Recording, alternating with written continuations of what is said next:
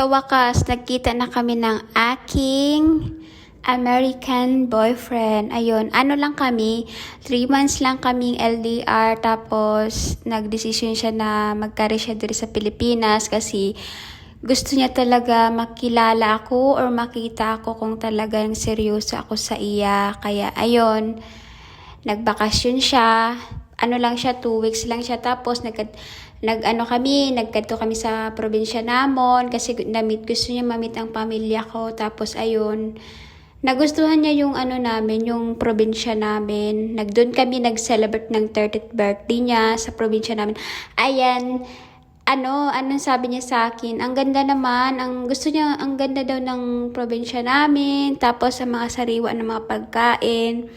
Ayan, gusto niya yung isda kasi 'di ba pag sa Amerika, hindi naman talaga lahat isariwa yung pagkain, lalo na yung isda, tsaka mga karne.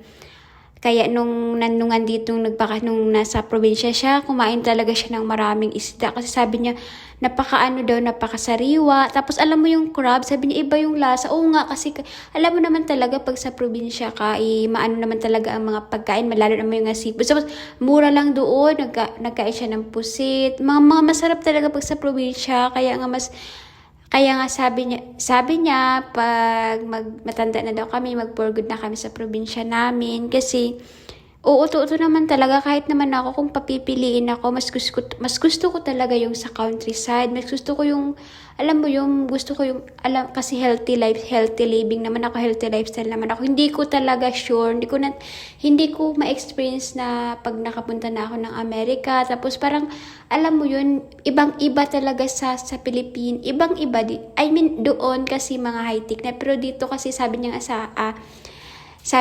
sa akin, ano daw yung pamumuhay namin. Yung parang lang, simple lang. Yung nagustuhan niya, simple lang daw. Tapos, alam mo yun, hindi mga high-tech yung mga gamit. Kasi minsan nakikita niya ako, minsan nilalaban ko yung damit niya. Kasi wala naman kaming washing sa probinsya.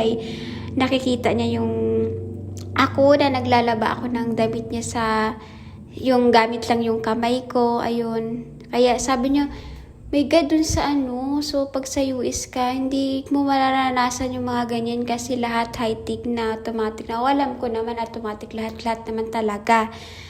Ayun na nga, pumunta kami ang mahirap lang sa probinsya namin kapag yung pauwi ka na ng Manila, kailangan mo pang, minsan kung ang oras is sa plane, kung ang oras is maaga, ayun, nag-check-in kami dun sa hotel, dun sa sa city talaga namin kasi ang aga ng flight namin. Yun, nag-enjoy siya, nasubukan niya yung lahat ng mga pagkain dito sa Pilipinas, lalo na yung lechon. Yung lechon, sabi niya masarap daw, crispy, sabi niya sa akin. Tapos ayan, pumunta kami dun sa Manila, sa Intramuros, Manila.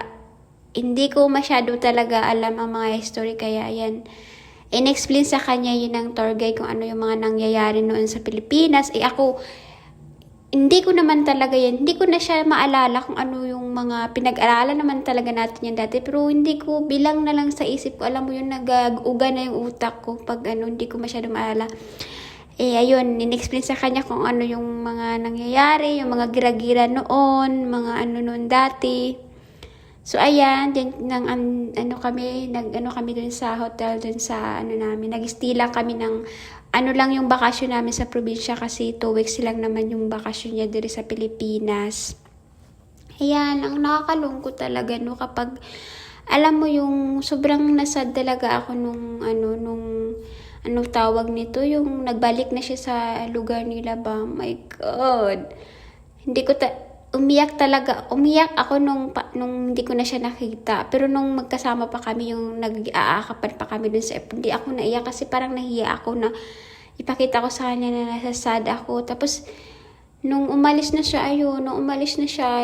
my God, napakalungkot talaga. Nung hindi ko na siya nakita, umupo muna ako saglit. Tapos alam mo yung naging emotional ako. My God, sabi ko, Lord, oo, yung nakahanap ka na ng forever mo, yung matinong lalaki, yung nahanap mo na talaga. Kaya sobrang happy ako na finally nakahanap din ako ng matinong lalaki. Nasa apam talaga yung forever. Nasa apam ang true love. Ayun lang. Bye-bye.